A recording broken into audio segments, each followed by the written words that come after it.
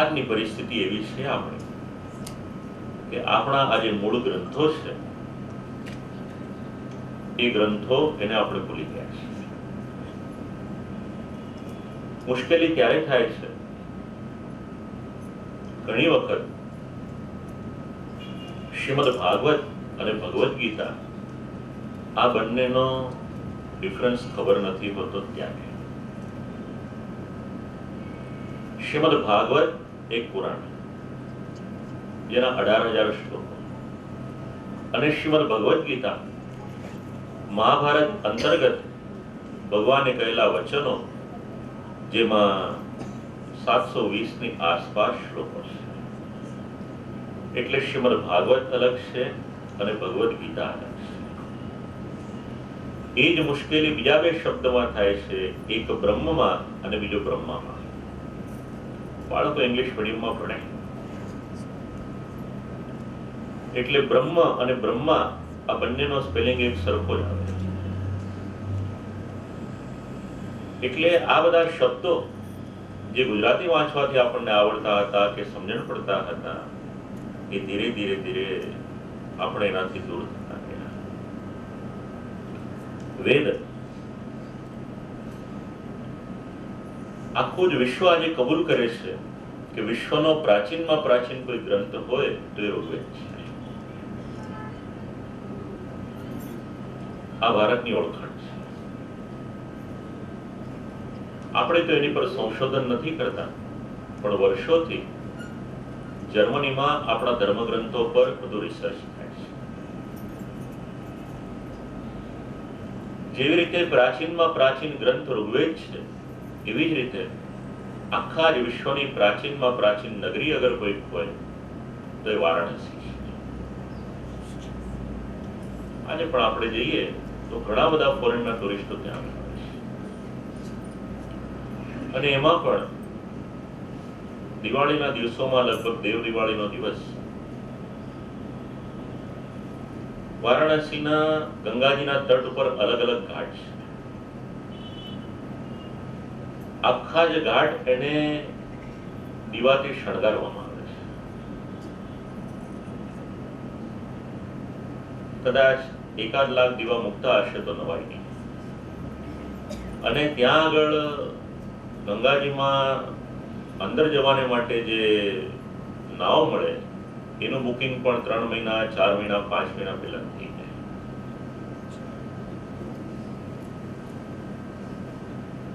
ફરવાને માટે તો આપણે ઘણી જગ્યાએ જઈએ, પણ આપણા બાળકોને વધારે નહીં 1 કે 2 દિવસ માટે પણ આવી નગરીમાં લઈ જવા જેવું છે.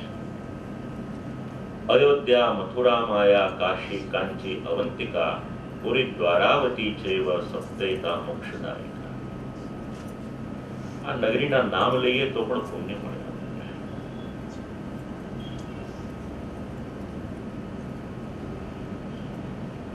દેવર્ષિ નારદજી વેદના પાઠ કરે. વેદાંત એટલે ઉપનિષદ. પ્રાચીન પરંપરામાં ગુરુ શિષ્ય પરંપરા. શિષ્ય ગુરુજીની પાસે જાય, એમના ચરણ પાસે બેસે, ત્યાં આગળ બેસી અને જે જ્ઞાન પ્રાપ્ત કરે, આ બધું જ્ઞાન એ આપણા જે ધર્મગ્રંથોમાં વર્ણન કરવામાં આવ્યું એ ઉપનિષદ નામના ગ્રંથો છે. આપણે કોણ? કોઈ આપણને પૂછે તો આપણે પોતાનું નામ કહીશું કે મારું આ નામ, પણ આપણું મૂળ સ્વરૂપ શું છે એ અગર ક્યાંક સમજાવવામાં આવ્યું છે તો એ ઉપનિષદમાં સમજાવ્યું છે. એનો પાઠ કર્યો પણ યુવાન નથી. ગીતાજીનો પાઠ કર્યો, અનેક પાઠ કર્યા, પણ કઈ પરિણામ ન આવ્યું તો આકાશવાણી થઈ. કહ્યું કે સત્કર્મ કરો, વિચાર કર્યો કે સત્કર્મ એટલે શું, એટલે અનેક લોકોને પૂછ્યું પણ કોઈ જવાબ ના આપી શકે. ત્યાં તો સનત કુમારોની સાથે મેળાપ થયો. બ્રહ્માજીના દીકરા, એનું નામ સનત કુમાર. ભાગવતજીમાં ઘણા બધા પાત્રો છે. હજી તો એક પાત્ર આપણા મગજમાં સેટ થશે ત્યાં તો બદલાઈ જશે અને બીજું પાત્ર આવી જશે. એટલે સાંભળવાને માટે એક શરત મૂકી કે સાવધાન થયા શૃણો, એલર્ટ થઈને સાંભળવાનું. જો એલર્ટનેસ નહીં હોય તો પછી કથાના પ્રસંગમાં લીન થઈ જાય. કોઈ પણ કામ કરીએ આપણે કોન્સન્ટ્રેશન જરૂરી છે. કથા સાંભળવી હશે તો પણ આપણે એકાગ્ર ચિત્ત જોઈશે, કે પછી જે વેપાર કરીએ એ કરવો છે તો એમાં પણ કોન્સન્ટ્રેશન જોઈશે.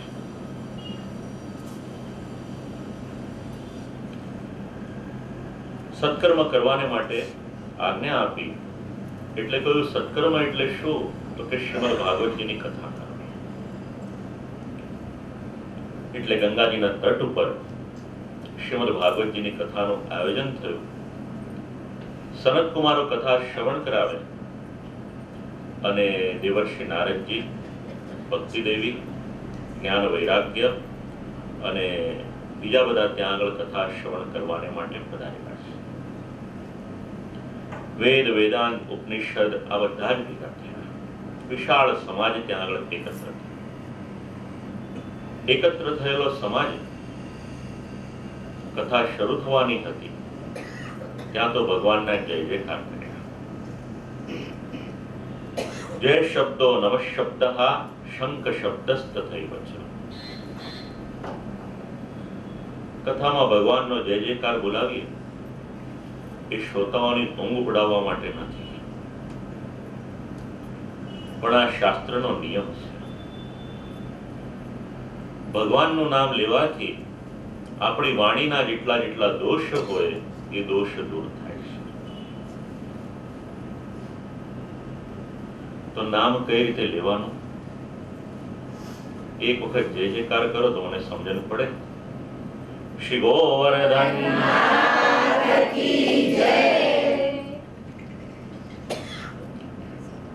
જય જયકાર એનો થાય કે જેના માટે યોગ્યતા હોય.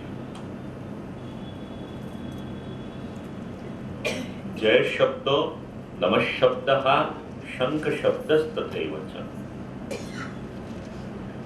શ્રોતાઓને જ્યારે કથામાં રસ પડે ત્યારે મૂળ પરિપાટી એવી હતી કે જય જયકાર કરે અથવા તો પછી નમો નમઃ એ રીતનો ઉચ્ચાર કરે. અને ક્યારેક વધારે આનંદ આવ્યો હોય તો શંખનો નાદ કરે.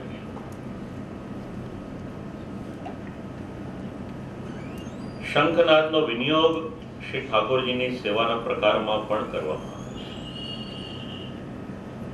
છે. વાર્તા પ્રસંગ વાંચીશું તો એનું પ્રમાણ મળશે.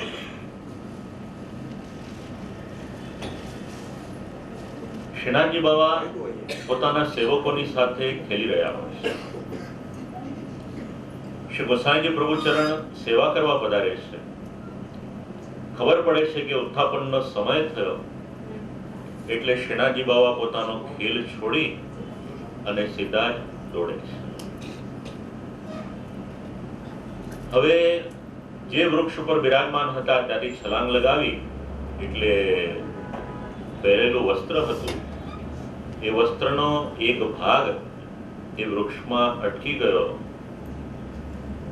એટલે એક કપડું ત્યાં આગળ રહી ગયું. નિજ મંદિરમાં પધાર્યા. શ્રી ગોસાઈજી પ્રભુ ચરણે દર્શન કર્યા. જોયું કે આ બંડીનો એક કસ એ છે નહીં. એટલે પૂછ્યું કે આવું કેમ થયું? એટલે શ્રી ઠાકોરજી આજ્ઞા કરી કે ઉત્થાપનનો સમય થયો એટલે ખેલ અડધો મૂકીને આવ્યો, ઉતાવળમાં આવ્યો એટલે મારું વસ્ત્ર જે ફાટ્યું એ ચિરાઈ ગયું ત્યાં આગળ. અને તે દિવસથી શ્રી ગોસાઈજી પ્રભુ ચરણે સેવાના ક્રમમાં એક નિયમ રાખ્યો કે ઉત્થાપનના દર્શન થવાના હોય એના થોડાક સમય પહેલા શંખનાદ કરવામાં આવે. શંખનાદ થાય એટલે શ્રી ઠાકોરજી જે સ્થાનમાં હોય ત્યાંથી નિજ મંદિરમાં પધારે. ઉત્થાપનનો અર્થ એવો નથી કે શ્રી ઠાકોરજી પોળ્યા હોય અને જાગે.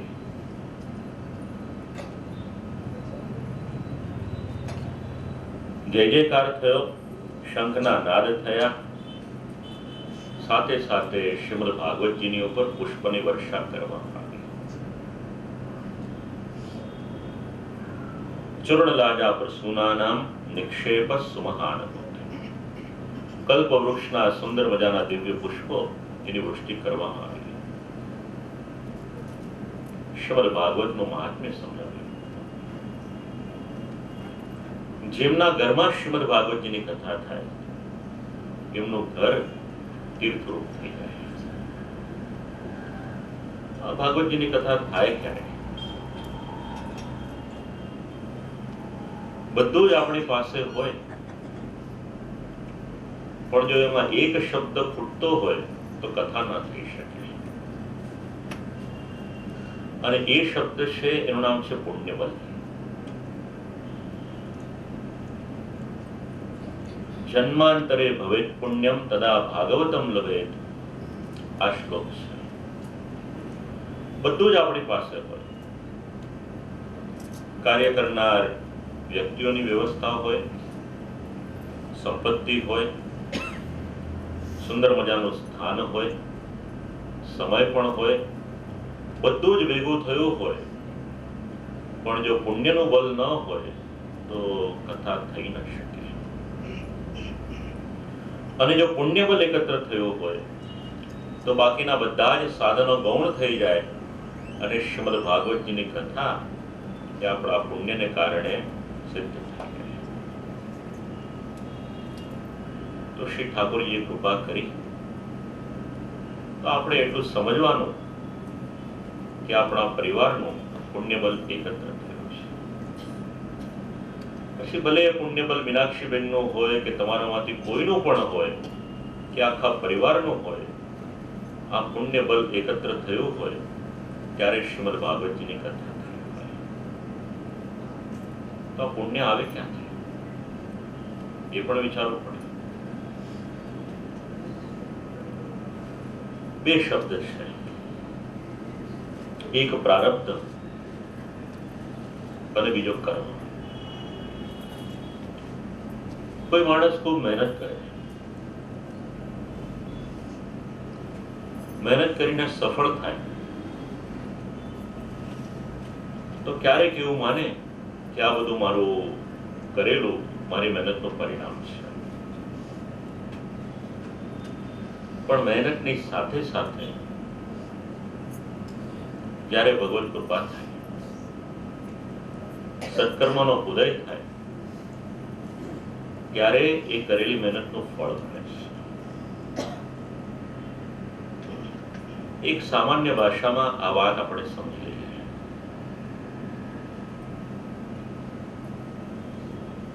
વેપાર કરનાર વેપારી ક્યારેક કોઈક સોદો કરે, વેપાર કરે, ઘણી બધી મહેનત કરી હોય, એમાં ઘણા બધા રિસોર્સિસ કામે લગાડ્યા હોય, પણ જોઈએ એવું પરિણામ ના આવે. ક્યારેક એવું પણ થાય કે નુકસાન પણ થાય. અને એનાથી તદ્દન વિપરીત ક્યારેક કોઈક સોદામાં, કોઈક વેપારમાં ન વિચાર્યું હોય એટલી સંપત્તિની પ્રાપ્તિ થાય. તો આ બધું થાય કઈ રીતે? આમાં ભાગ્યબલ એ ઘણો ભાગ ભજવે. આપણું પ્રારબ્ધ એ આપણા કરેલા કર્મ એના દ્વારા નિર્માણ થાય છે. પ્રારબ્ધ એમને નથી. મહાપ્રભુજીનો મત છે, જે પ્રમાણે કર્મ કરીશું એ પ્રમાણે આપણો પ્રારબ્ધ થશે. હવે કરેલું કર્મ એ કયા જન્મમાં, કયા સ્વરૂપે આપણને કઈ રીતે ફળ આપશે એની કોઈને ખબર નથી. પણ એટલું નિશ્ચિત છે કે કરેલું કર્મ છે એનું ફળ અવશ્ય મળવાનું છે. સારું કર્મ હશે તો એનું એ રીતનું ફળ મળશે, અને ખરાબ કર્મ હશે તો એનું એ રીતનું ફળ મળશે. ફળ મળવાનું નિશ્ચિત છે. સમયની અવધિ એ આપણને ખબર નથી. ભાગ્યનો ઉદય થાય ત્યારે શ્રીમદ ભાગવતજી આપણા ઘરે પધારે.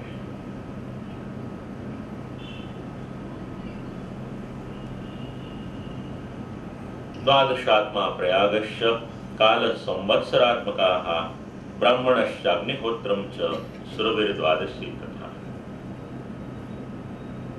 ઘણા બધા નામ ગણાવ્યા.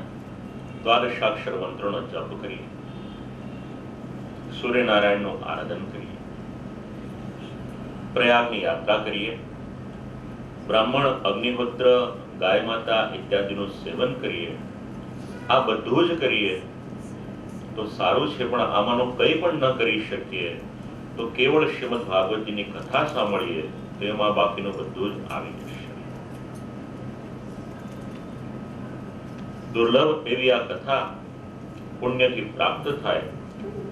આ બધું શ્રવણ કરતા હતા એમાં ગોકર્ણના ઉપાખ્યાન એનો પ્રારંભ કર્યો. કથા સાંભળવાથી કોણ કોણ પવિત્ર થાય એ પ્રશ્ન પૂછ્યો, એટલે 25 પ્રકારના પાપી પુરુષો ગણાવ્યા. જેણે જીવનમાં કોઈ પણ પ્રકારનો પાપ કરવાનો બાકી નથી રાખ્યું એ નિયમપૂર્વક શ્રીમદ ભાગવતની કથા શ્રવણ કરે તો એ પવિત્ર થાય. એમાં એક દ્રષ્ટાંત આપ્યું આત્મદેવ નામના બ્રાહ્મણ. હવે આપણા ધર્મગ્રંથો એ આપણા જીવનની સાથે જોડાયેલા છે. કથા એટલે વાર્તાના સ્વરૂપે છે એવું નથી. આત્મદેવ બ્રાહ્મણનું ચરિત્ર એટલે આપણા બધાના જીવનની સાથે જોડાયેલું આપણું પોતાનું ચરિત્ર મહાત્મ્યમાં સમજાવે છે. તુંગભદ્રા નામની નદી, એના તટ ઉપર એક નગર, અને એ નગરમાં એક બ્રાહ્મણ નિવાસ કરે. એનું નામ આત્મદેવ બ્રાહ્મણ.